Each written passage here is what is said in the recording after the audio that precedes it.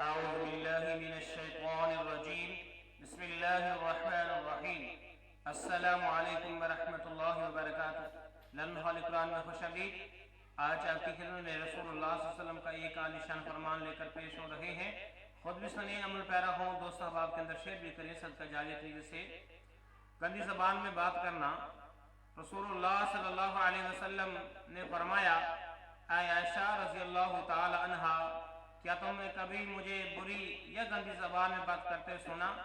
یاد رکھو، قیامت کے دن وہ لوگ اللہ کی نظر میں سب سے برے ہوں گے جنہیں لوگ علیحدہ کر دیں، ان سے کنارہ کر لیں تاکہ ان کی فحش زبان یا گناہ سے اپنے آپ کو محفوظ رکھ سکیں۔